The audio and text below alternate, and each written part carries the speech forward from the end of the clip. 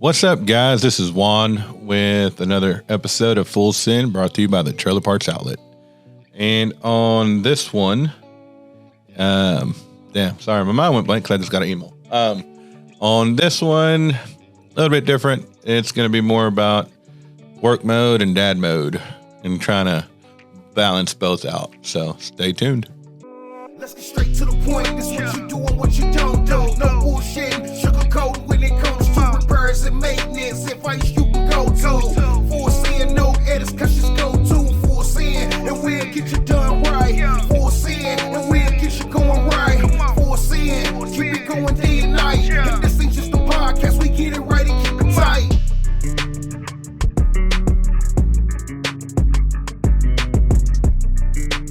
All right, so let's get started. Let's jump right in. So, shifting from work mode to dad mode, it's crazy. And I've done, it's like a real life critique. I've done a shitty job at it. From working, I'd say about kid has football practice. I'll be here at 6. So from fucking 6 to about 6 in the afternoon, so about 12-hour shift, and then getting home. And for those of y'all that don't know, why it's crazy is because I got a total of 8 kids, and I got 5 living at the house, so it's kind of chaotic. It's very, very crazy. A lot of stuff going on, from sports to extracurricular activities such as dance or karate or just everything that goes with having kids. Being a parent's fun. It's fun. But no, I love my kids. But just that's one thing that I've been blessed that my wife was a stay-at-home mom and was able to do a lot of stuff. But she got bored of that, so she went and got her a job, which is great. But it's put a little bit more on my plate, just trying to be there for the kids and just trying to balance that out. One thing, or what really set it apart or really made it noticeable, was that I had a parent-teacher conference call, and, the teacher was telling me that Juan's doing great in school, but, his attention span ain't really there. So I knew that. I mean, he's my kid, so y'all haven't noticed my attention span isn't in one spot. So, but no, seeing that I was failing at that, I've spent the last week just after work, just kind of like shutting my work phone off, turning off all my phones, and just kind of focusing on them. And they've noticed it. They've enjoyed it more. I learned my 5s and my 4s again in multiplication. And then I learned my adjectives and adverbs in English and reading again. But no, it's been great. Just being more involved in their lives than what I have been. And again, it's not because work has kept me from it, but I'm very focused. So if I'm trying to make something work or trying to get something going, and I think a lot of dads do it, or just a lot of, I'm going to say dads because I'm a dad, but a lot of dads do it, and they're focus minded to where they have one task and they want to get it done. I want to say that's what's kept me from spending the quality time that I should be doing with my kids after work. But no, they've appreciated the last couple of weeks where I've been able to just spend more time with them after work instead of being on my phone or working on spreadsheets or working on other stuff that I need to get done at the job. But before that, what leads up to that is in 2000, there was a TikTok video made by Fernie, and he made a TikTok post about, just the struggles of being a dad. And all the bullshit we take on from, all the problems of our world, but plus those of our kids or families. And then we're just trying to hold the plate and just have everything on our shoulders. And never really talking about it or just being open about it and it's the typical answer everybody gets when you ask a guy, hey, how's it going? You know, they're always going to say I'm fine or it's going good. So the video was touching on that about, you know, just a community of dads to where, you know, we could talk, be open and just speak freely. And at first I thought it was, you know, this is dumb. But then I started joining on some of his lives and just hearing some of his conversations and just giving advice to some of the other dads out there. You know, with me, I've had, like I said, 8 kids. It's almost a fucking football team, I think. But from 8 kids, from 7 boys to 1 girl, and then, you know, having a kid that had cancer. I mean, he still has cancer, but he's on the flip side of it. So, I mean, we're not really too concerned with it. I mean, God's doing his thing and, you know, he's all about it. He's enjoying life now. But in that group, you know, just the struggles, like I said, the struggles are real. Nobody really wants to hear about it. I mean, if you do, they say, they call you weak. They call you a bitch for whining about it.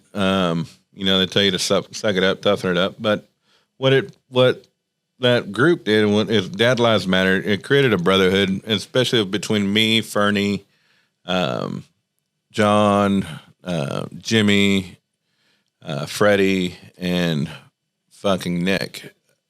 And the crazy thing is we're all from different parts of this country. Freddie's from New York. Jimmy's from Arizona.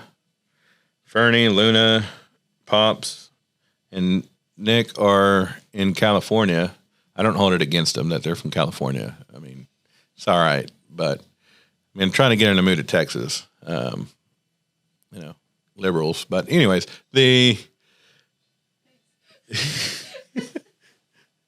Are you from California? Yes. Oh, I'm sorry. You moved to Texas, though, which is great. Oh. Kiefer, I think we're going to have to replay that last episode we did and touch back on that a little bit. Fired.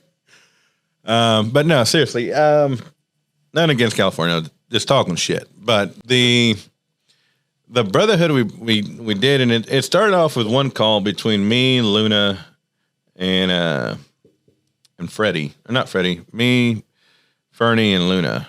And then from there, it grew. We added Jimmy. Then we added Freddie. Then we added Nick. And then Pops was just like a given. Pops is Luna's dad. But all of us from different aspects of life, from, you know, divorces, which I'm glad I haven't been through one.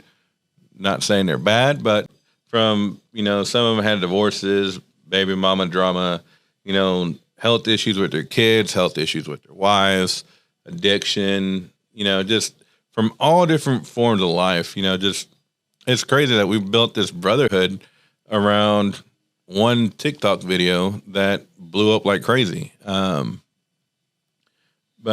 we all need that. We all need that group of people that we can talk with, that we can be open, be ourselves, not saying that we're always being fake with everybody else, but, you know, there's just some shit that you can talk with freely with some folks, and then some shit that, but it's been great.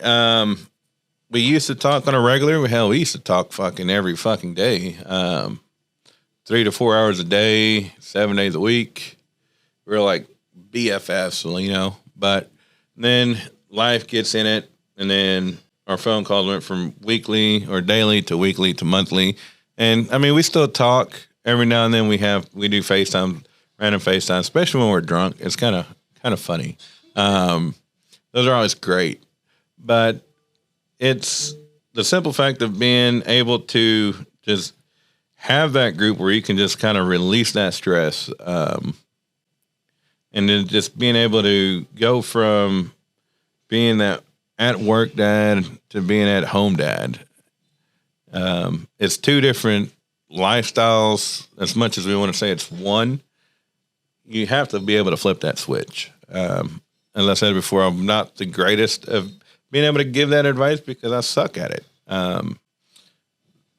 When I focus on one thing, I got to get it done. And it's not the company's fault. It's not my kids' fault or my family's fault. It's all falls on me because I should be able to realize when to be able to cut that switch and when to be able to enjoy my family time. Not saying that I never did, but to the full extent to where we played a game this weekend with the kids.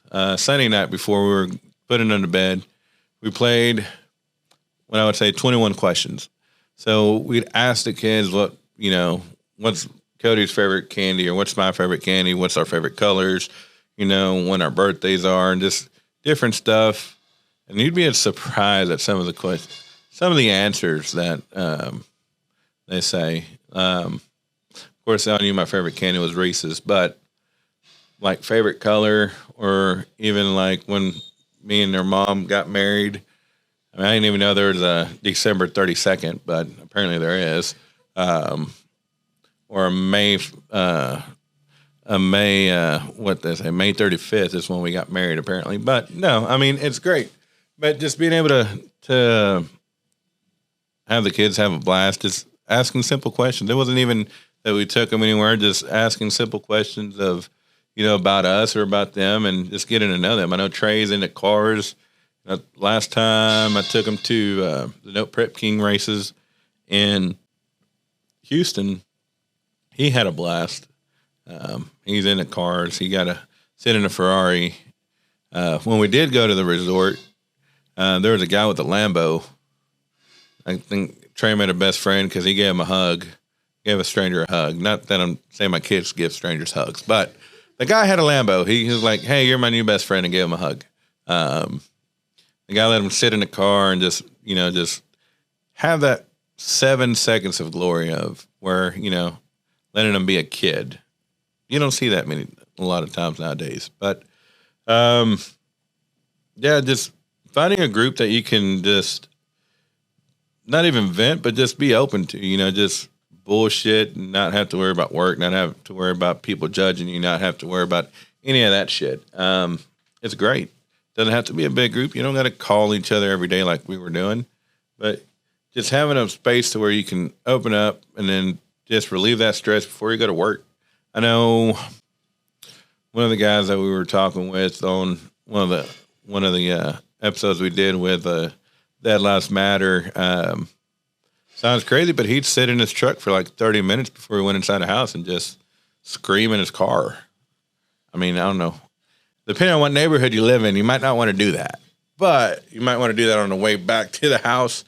I mean, if you live like in a high-class suburban, neighborhood, they might look at you crazy. Like, why is this guy screaming in his car? But, no, I mean, it's great. Sometimes you just got to scream and yell it out. But, yeah, that's pretty much all I got for this one. Just being able to manage that time between work and your family, or work and your personal time, is key. And that's one of those things that I'm still struggling with and I'm trying to get better at. So hopefully it gets better and improves, but it's all a work in progress. So yeah, that's all I got. So if you haven't liked or subscribed, and if you made it this far to this episode, go ahead and hit the subscribe button, hit the like, leave a comment. If you want to see Kiefer eat another hot chip, or maybe even Scarlett or Ryan. I mean, Ryan likes hot stuff, so. But no, don't forget to share the video, hit the like button, and we'll see y'all next time. Till then, bye.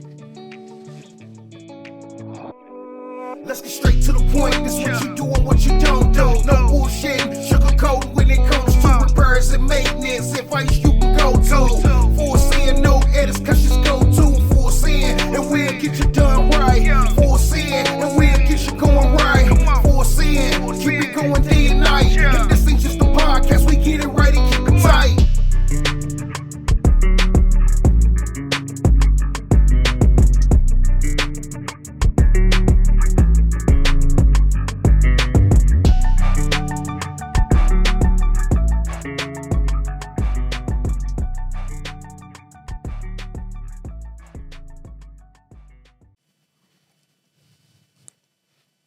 You got to do the music. Kiefer does the music.